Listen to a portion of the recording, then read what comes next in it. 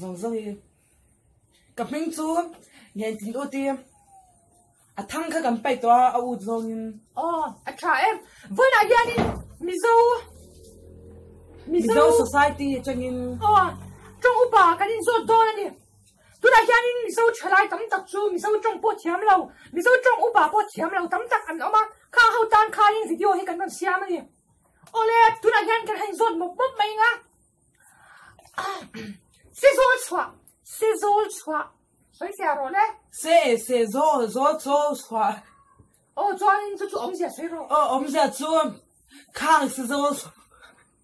Soi rồi. Khang se zo. Zo là cho cái chua khan sizzle chua. Ôi, thiam to mà đằng cái zo thành chứ. Thiam luôn. Next question break ra. Thing to car nun. Thing to car à po cái nun sẽ là vagin thing to car nun tin min cầu thiang. Ole chas he me. Vok pin boang. Zero. Vok pin boang. In ball. Zero. Du đại hai cái nu khâu đâu à? Vok pui in ball. Vok pui in ball ang ani chuanin. Vok pui in ball chu sẽ là ba cô hi em bảo cho nên vọc win boal anh thì em vangin sentence xem đấy đón nè cô hi tu vọc bui ang main in boal la mà sẽ em mà phải phá lao ui cầm mệt next question tung thang hạt la ang tu tung po chu à thằng nào cái làm mahse cái gì diện đó na tu tung thang po chu anh nào po ta sẽ tung thang hạt la anh thấu đi sao vậy chả cái cái gì bị tao là xem mà đằng cái gì đấy đó chứ khâu mang cái sentence xem rồi khâu mà cần khoa chu à rau em mà chu khâu sẽ phải tôi tin cái xem này khá đáng tôi là sẽ phải nọc quay cho nó sẽ xem rồi sẽ phải đều cho xem tối mà ngồi email xem cái gì ngồi sẽ phải là tụi ai nọc burin email xem đàn thì sẽ phải là ba nọc bur ai anh là ngồi mà ngồi ngay không anh nọc bur sẽ xem một cái gì đó phải không ngay cái trang ở lục làm tôi na ở tuổi căng ha kinh chú cho xin xem tôi mi bạn này có tuổi căng ha cả chú ở tuổi căng ha kinh ở tuổi căng ha kinh water weight tuổi căng ha kinh á water tuổi căng ha gì đâu mà tuổi căng chú low water low water weight ôi trời cho question tôi là cái liền related mang cái sentence xem rồi Nizanah kan chengam tu chu an related adik lo na kasi siya dapat to na mi kan da rồi cái rồi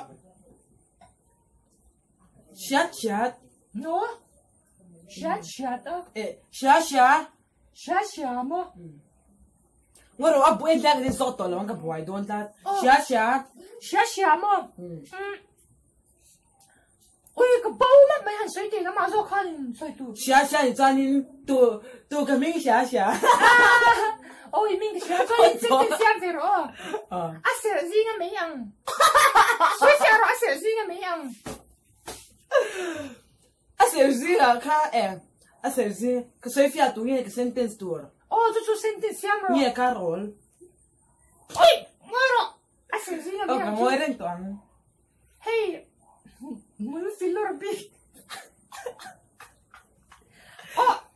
next question à cái lệ khá tầm mấy là aku ang ti soi xia rồi hey aku ang kha cô ang chú cả hiện rồi tao ya Kungi ha cô về lâu ăn cái tí do cẳng cái ha cụ về là ba ha mai lai pa ni ang i ha le ha in kar kha in chi sin ran ni sai ro lam ni chút tí em gặp hoan sen nào ta qua kha en degree am bia ni sai sia ro low temperature degree chuan ít chọn lại zong hi en tiat ni ke zu thum le gram zali chuan isa mai han shampoo en ngi nan chin ke sama yan shampoo literally ka mang oi we khat su ga ma oh ui vra kha I mai ya ni no chin en product ni no chin ka mai yan ka product ka mang chin tu su en product Ngêni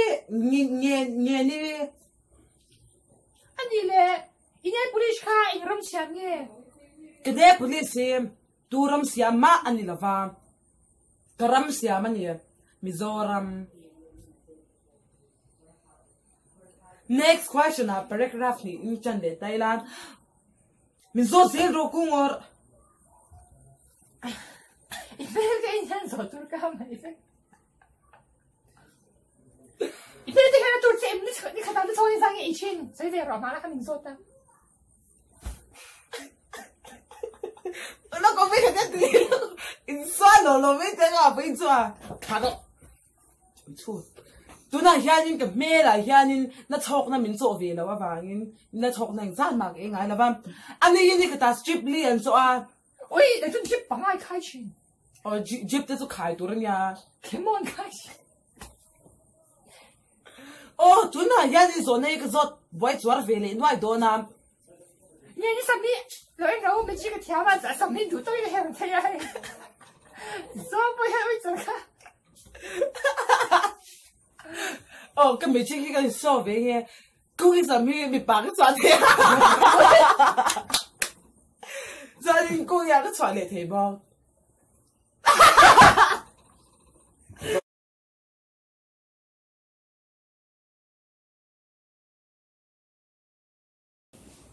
chị mày ole với nãy hiện mi dâu trong upa mi dâu cái gì à lâu nay lâu la tôi nãy hiện mi dâu trong upa cái dâu bố sống gì lại bố lê cái dâu nó sạch chính à anh đùa mi dâu lên đồn nhá lâu ai sao ai bùi lệ ai tiền này hi xoay xia rồi lê đọt thôi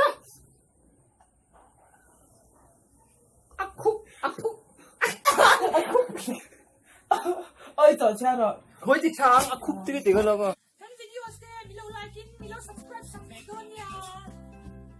ui cái sợi tụi sợi dầu phết lắm mà sợi việt đó nghe tin cái chuyện này cũng như phần gì gì đi khám milo subscribe sakula tin cái video dòng dòng follow like swag phết là Google YouTuber YouTube account lên dòng subscribe ui cái sợi swag cái tăng off super more Facebook Anh ấy bảo mà cái đó. all like cái bây giờ cái sân phát mình cho